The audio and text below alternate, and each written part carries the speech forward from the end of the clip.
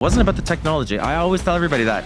It's not about the technology. If I can't have a relationship with the people who are hosting my platform, the people who are helping me grow my business, the people who are connecting me to all these people across the world. Last night, I'm talking to people from New Zealand, from Italy, from all over the place. That to me is more powerful than anything. And that's why the relationship works. So let's start talking about who you are professionally. In which company do you work? My background is all in retail, but it started when I was like 6, 7 years old. My parents owned a supermarket in Canada. And so I spent a lot of time, customer experience. My father taught me how to take care of customers. This is when technology wasn't around. And then when I was 19, I left and I joined a company called Home Depot. Oh my God. So I went from that is small company. I went from food to home improvement. Wow. And spent 32 years at Home Depot.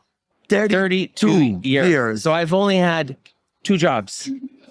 One with my father. Yes. And one with Home Depot. The 32 years that I spent there, I learned a ton, worked on different platforms, grew up inside the store. So I understood the customer experience. Yeah. From the customer experience, they took me, pulled me out of operations, moved me into working with IT teams, working with digital. When digital started coming online, people were like, what are we doing? This is like, what does online mean? What does the e-commerce mean? So I spent probably about 15 years of the 30 years just learning digital IT infrastructure, and then learning B2B platforms as part of that. Because part of Home Depot, they had this HD supply wholesale business, which I ran for them, built their infrastructure in there. And then about a year ago, RONA came knocking on the door. And so RONA's a Canadian company, home improvement retailer as well. Okay. And I needed a change. After 32 years, I said, you know what? 32 years. 32 years. I said, it's time I want to do one more round before I go off into the sunset for me. So that's who I am. I spent a lot of time in retail and experiences, online, digital, wholesale, distribution, building out all these different verticals and channels that we work with every single day. That it is a hell of experience. When you are able to move through so many roles in a company, sometimes people start to complain, oh, they moved me here. They changed my position. They changed my scope. What they are not understanding is, as a professional, you are having an experience and an overview of how you operate retail, how you operate a company that no one will teach you. Not an MBA, not any degree will have it. And this is why I have marketing team will kill me. But for me, MBA is mediocre business average, sorry for that. Yeah, no, it's okay. I believe in the professionals that are built in the retail and really understand how to operate, not theoretically, but in reality. And of course, this is what you're doing. Yes. I didn't get an MBA. I didn't leave. I left. I went to the school of the street, learned with my family, and then moved into a big company that it wasn't about where I went or what school I went to. It was all about creating experiences for customer, whether it was digital or whether it wasn't digital, or whether it was in a store or not in a store, or whether it was on a job site or not on a job site. It doesn't matter. It was all about building relationships with these guys. And no matter where they put me, because I didn't know IT, and they took me and they said, hey, we want you to join the IT team when I was rolling out SAP. And I'm like, what is SAP? And they said, that's part of the IT. We'll teach you. I said, I don't know anything about technology. Like I didn't know anything. So they said, no, don't worry. We will spend time. And so we worked with that platform, or if it was Oracle or any one of these. Like, I didn't grow up in that field at all. And by the way, I didn't wake up dreaming that I was going to become, fluent in platforms and B2B and experiences. And I just thought I was going to be in retail. Yeah, you are a smart person doing the best for your customer and for your company. And at the end, technology is an enabler. That's right. For that. And this is the good part. Sometimes some decision maker and some managers believe that technology will be there to deliver a business outcome. And it's not like that. You create a strategy, you create a business outcome, and by the way, you hire or buy some technology to help you on that. Technology is not the one that is going to save your business. I'm telling you, even though I am a supplier of technology, but we are not there Yeah. to tell you or to save your company. No, it's going to be the strategy, it's going to be how you generate value, how you make differentiation, and then how you use technology to enable that. Yes. So let me start with a question. Let's go a little bit with a game that I have in the podcast. So the first one is easy. Coffee or tea? What do you Coffee. prefer? Coffee. Which coffee do you prefer? Nescafe. Opa, Nescafe. I say Opa. Opa is like a cashew word in Portuguese, so sometimes I change. So Nescafe is pretty good. Then let's go to easy question. Conversion rate or AOV, average order value? What do you Average prefer? order value. Order value, yeah. You are a bit too big, guys. You know how it is. You know how it is. Average order value. Other one. How long should take technology implementation project to implement a technology project? An average. I'm not talking only about e-commerce, but if you are the owner of a company Yep. or you are an investor and they ask you, look, I'm going to do this ERP or e-commerce or catalog, 3 months, 8 months, 12 months, 24 months, or just spend money like crazy and never go live. But not the last one. That's for sure. For sure. Look, the way I look at it, Yes. I think about Apple. They release a phone every 12 months. Yes. If I can't do it within a year, that's a problem. Nice. And how you measure success? Success to me is measured by the experience. And so the customer who comes in and says to me, I love the new experience. I love how it works. So I would say voice of the customer, whether it's internal or external, is how I judge. Did we do a good job? And it's not even about the technology. Yeah. To me, it's about the change management. Just people changing the way they do something today to do something tomorrow. That's a big deal for me. I am started to get obsessed about this. Every time and every podcast I start to talk about technology, Yeah. 5 seconds after, it's about culture, it's about humans, Yes. it's about how you make the transition. Technology is only a commodity that enables. 100%. I'm going to give you an example. The first time I did the platform, I never thought about I didn't think about the people side. I just thought about the platform, and I was learning. After I learned my lessons, I learned that I could launch at 85%, but just getting people excited about the new change that's coming, becoming a change agent around it and getting them fired up. If I could do that, they'll buy in at 85%. If I didn't do that and rolled at 100%, but didn't do the other part, it would be a failure. But at the 85%, if I could get you excited, if I could get you off your chair and shake your world and tell you it's going to be change, it's going to be different for you, it's going to make it simpler, easier, better experience, but it's only at 85%, you'd buy in.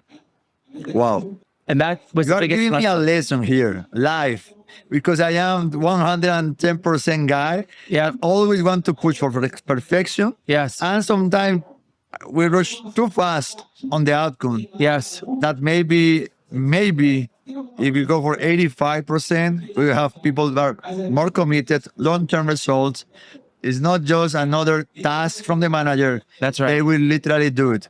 Yeah. I will take this masterclass from Jamal to Santiago right now here on VTEX Day. That in Canada, we say, because I'm from Canada, so we say a mediocre process that's surrounded by incredible people driving it drives amazing results. And you're going to explode my mind. This is not how I think, but I see the value. But that's what it is. If you could sell it and get people, if you can get people to become change agents with you, oh my God, I could roll out a 50% project and they would still be like, this is amazing.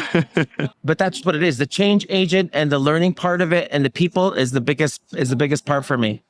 Now, seriously touched by that, and I fully agree with you. I will start to do some changes. Let's see in a year I can have some example about that. But I always have been the guy that no, look, but 1% more, 1% more, and because it's logical, because it's pragmatical, because it's mathematical, obvious. But maybe doing that shift, you left 10% of the people out or 5% of the people out. And then you will start to have friction or noises that you don't like. And then you will start more time fixing that noise than executing the whole idea. Yeah. Love it. Thank you for that. No problem. Now, I want to go deep on, I think you don't see it yet, but people around you admire you a lot because I did some research about you, your career, and a lot of young talent from Canada, United States, Latin America can see and will see in you this professional, successful that make it. You know, all the young talent that are in the university or are trying to go to university, they will dream to have a life as you did it, my friend. Yeah. So I would love to create this space for you to give them some advice. The young talent that are seeing, that are pursuing, what advice will give to them? Will you give it to them? That's a great question. I would tell you one of the biggest things, and I speak at a lot of universities and a lot of schools, and I always tell everybody, don't be afraid to try it. It's okay to fail. Like, we're going to make mistakes. No one has ever launched or done something that's been 100% perfect, and it's like end-to-end experience perfect. I always tell everybody, if you have an idea, you can wake up at 3 o'clock in the morning, sweating. You woke up from a dream. You have an amazing idea. Don't be afraid to bring your idea forward. I'm not the smartest guy in the room. I really do surround myself with people who are dreamers, people who are achievers, people who have different aspects, different ideas, different. So I always tell them, I'm available 7 days a week, 24 hours a day, 365 days a year. You have an amazing idea, waking up, text me. 2 o'clock in the morning. I don't care where you are. Don't ever stop thinking or dreaming about it. I always tell people that. That is a big thing for me. Dreaming and thinking ahead and thinking, is it reality? Is it real? We're talking about AI nowadays. 10 years ago, people used to go, what the hell is AI? Oh, no, we'll never do that. That's crazy. Now look where we are. So I always tell everybody, dreaming is becoming a reality. And so when I sit down with universities and students from colleges, the biggest thing I tell them is, don't ever think you can't achieve. Always think ahead and make sure that you keep on dreaming. That's a big thing for me. Try it. It's not, no one, so you fail. Big deal. Big deal. That's, if you fail, keep on trying again and again and again until you get it right. Because I didn't do it perfectly. I failed once, twice.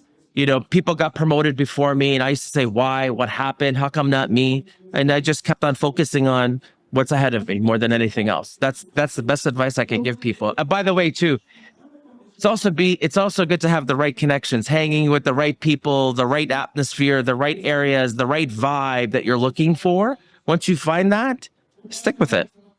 Everybody has a different vibe. This is a nice vibe here today. I can feel it where I'm walking around and people are really engaged in the booths. Yeah. People are asking questions. People are really standing there listening. And it's not just, oh, I came, I walked. No, people are engaged. So there's a vibe. If you can feel that vibe, that's the way I would go. Find the vibe. Find the vibe. I think that will be the name of this episode. Find the vibe. Find the vibe. Yep. You know, you say something very important that normally is not taught in the university or school. And it's about being comfortable enough to fail, but continue trying. Yeah. We are seeing a lot of people with even mental health or the issues because they are not trained to fail. Everybody is trying to find sometimes perfection. I see a lot of my friends that they are not used to fail. And of course, when you fail, you have a big problem. So to be entrepreneur, to be an important professional, you need to train yourself to be comfortable failing, because failing is part of the success. Yeah. Sometimes the school and the university, They don't. fail is bad. You know, the definition of failing is you did something wrong.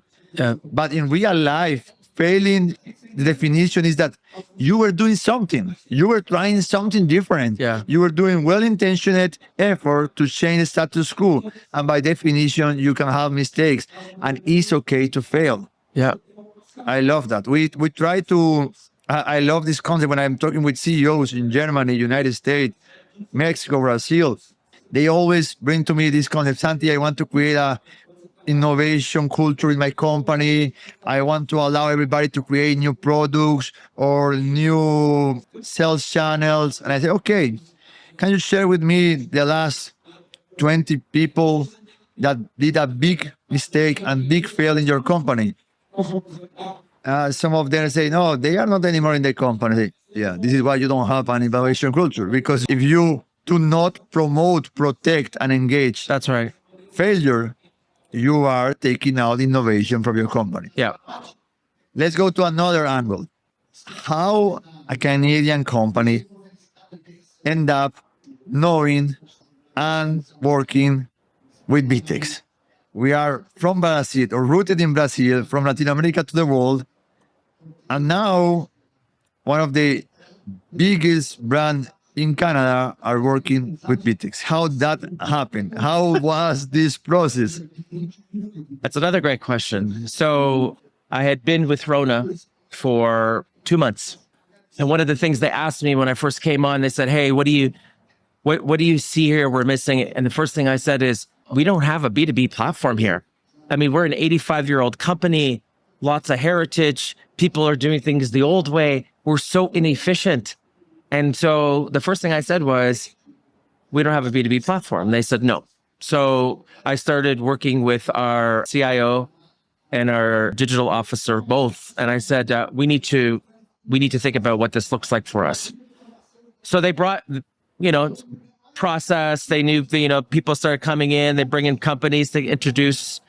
And you were one of the companies when they were presenting platforms. And I've worked with Salesforce, SAP, all these other companies.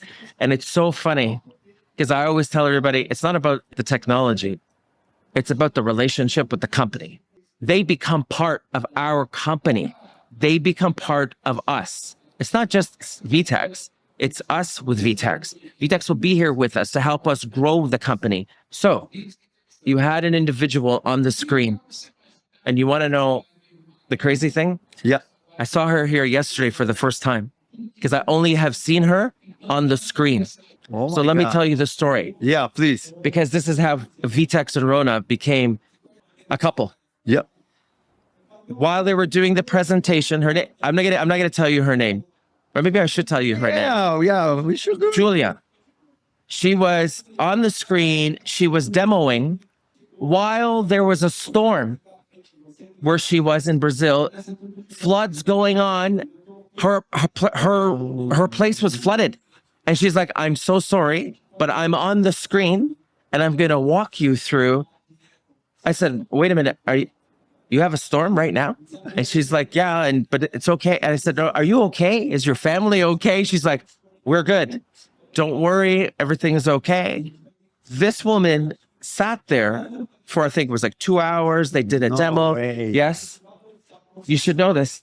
I should. And I leaned over to our CIO and our digital officer both. And I said, now that's commitment. When a company can get on a screen, go through what she's going through, stand up in front of everybody and do a demo while, by the way, internet coming in and out at the same time.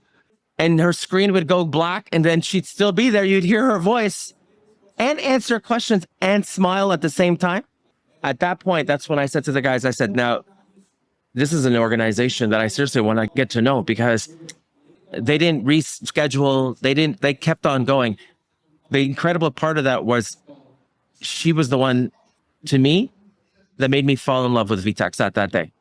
It wasn't about the technology. And I'm not saying this because you're sitting here. It's about the people that have been working with us. That relationship to me means everything, because they're going to help us. They're going to guide us. They're going to take us down the right road. They're not going to screw us. We're partners. Yeah. So that's the way we looked at it. And so that was the reason why the relationship began, because it was the people. It wasn't about the technology. I always tell everybody that. It's not about the technology. Because we can fix something. Something gets screwed up, we can fix it. Hey, no problem. We have our developers. They'll fix it. No problem. But if I can't have a relationship with the people who are hosting my platform, the people who are helping me grow my business, the people who are connecting me to all these people across the world, which, by the way, my family says, you're in Brazil connecting to people all over the world. Last night, I'm talking to people from New Zealand, from Italy, from all over the place. That, to me, is more powerful than anything. And that's why the relationship works. And that's why we went with VTEX. You are going to get me emotional. It was a very emotional moment, honestly. If you want to create an emotional moment, that was the emotional moment for me. And you know, I'm going to tell you something that maybe you don't know yet. Julia is part of a program that we call DCSers, Digital Commerce Specialist. Right. So some years ago, we decided to look through all universities in Brazil, the best possible talent that you can have. Yeah. Young, crazy talent. Yeah. To train them from 1 or 2 years. No close, Roy. No, just train them for 1 or 2 years. Forget about finance for a moment. Forget about the P&L for a moment. Yeah. Bet in young talent. Yeah. So what if they go to another company? Maybe they will hire VTEX. We don't know. Let's bet. And Julia is one of the leaders of the DCS program. And now we have people from Rio de Janeiro working with Canadian, United States, and it is working. And at the end, you say something important. It is never about technology. Technology will be, and it is, a commodity that you will fix it, you will catch up, you will enable, but you do the match with an individual, with a company, with a team. Yeah. That made things happen. Very emotional moment for me because I didn't know that. And I met her last night in person for the first time. And when I saw her, I'm like, I know you. Where do I know you? She goes, I'm Julia on the screen. I went, oh my God, you're the one that was through the storm. And I told her last night, I said, I said, you did an incredible job selling your organization and the culture that she was on the screen. Yeah. I could see in her yesterday. And if that's the type of culture that you guys drive with your people, that's the type of culture or vibe, now they call it, is the vibe that we want to be around. Because that makes all the difference in the world, to be connected to the right individuals and the right company and the right organization, whether culture and people. Technology will fix it. It's an enabler. It'll be always new stuff. It'll always update. It'll always this. It'll always that. You put the right people in front of other people like that, it's going to make it a success. I don't even have everybody at RONA is different because they're like, oh my God, you're so, you're not worried about anything? I said, nope. And they said, you're not worried about, I said, nope. I said, don't worry about it. I said, you just wait. I said, you guys, here's the requirements, build out, do what you need to do. I said, it's the second part. Then when we come in and start selling it to the organization, that's the part I worry about. Nice. That's the part. I love to have this conversation. Normally, I learn more about my company talking with my client, ecosystem, and partner than even my daily operation job. So thank you for sharing that. Yeah. Now, let's go to another angle. Sure. Innovation. Yep. How do you see B2B? How do you see AI agents? How do you see that commerce will be in the future, next 2, 3, 4 years? How this will evolve? It's another good question. I will tell you, I am a dreamer. I am a dreamer. So to me, the next 10 years, the evolution of retail or wholesale, it's always going to evolve. By the way, brick and mortar is always going to be there. People say brick and mortar is going to go away, and you it's have not going away. You have brick and mortar. Yeah, brick and mortar is going to be there. We need it. By the way, the online experience, the digital experience is what gets people to the store. So if you can do it right online, if you could create that emotional experience, attachment, you'll get them inside the store.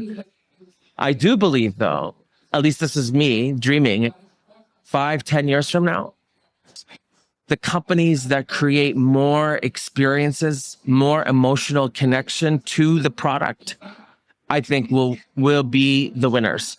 AI to me is an end-to-end experience. You know, the old days of you wait and you're on a phone and it's a overseas call center. That to me is not the way to go. To me, the way to go is at least the next 5 years, I see AI playing a bigger part. I see you're not going to know, is this real person talking to me? But I also believe that the experiences are not even invented yet. So when I think of innovation, I think that there are experiences that we don't even know even exist yet, that we're going to think about 5 years from now. That, by the way, which becomes, this is normal. This is the experience I expect. This is the standard. Standard. It should be gold standard. That's what I'm trying to do for our company. I'm trying to leapfrog us right now. And you all play a big part of that with us, because in my mind, even just being here, seeing what I'm seeing already, I'm like, okay, OMS, new systems. I envision the future to be so Brazil is 11-hour flight. I envision it to be 1-hour flight. So close that it doesn't even matter. Hopefully, for a guy that travels all the day, will be amazing. I agree with you. That's how I. That would be a good AI use. How we put. I envision experiences together. Like that. That's how. When I came here, there's like 5 people that I saw, and I was like, "Oh wait, I know you," and I know. I'm like, "You're in Brazil. What are you doing here?" That becomes closer in reality. I envision. Sure. By the way, AI is one part. It's brand new. AR. But tomorrow, experiences will become even, the products that are being manufactured are going to be manufactured different, think different, whether it's the ecosystem of the world, of how does it get around the world. When I came here on Friday, and I just walked around, I'm like, oh my God, they have McDonald's here. They have so you see the brands, the world brands around you. I just think it is going to be a different experience with AI. I think there's a new generation of people growing that are going to have different experiences that you and I grew up with. My experience growing up was my dad yelling at me, make it work harder, sweat, do that, Do not complain. Yes, you got food on the table. You got this. You don't complain. I look at not my kids. I have grandkids. Yeah. So I look at my grandkids right now, and I'm watching them with technology, how it's making their life easier, how fast they're moving.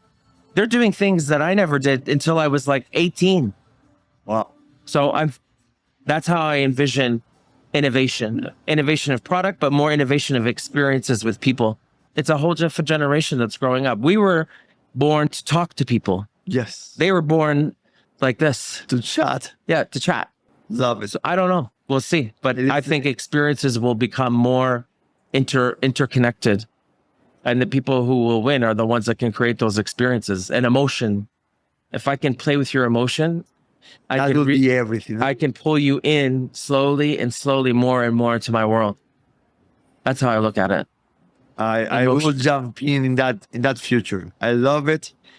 I think that will be the key. Will be technology to engage and connect humans, and humans are connected through emotions. Yeah. It's not technology just for the sake of technology.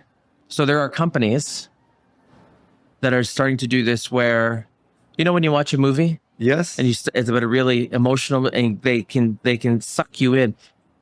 I think the future also is companies that don't traditionally do certain things will start to do different things within their own ecosystem. VTEX today is a technology enablement. Maybe you guys in the future are not. Maybe you become more virtual. Maybe you become like I think of Amazon.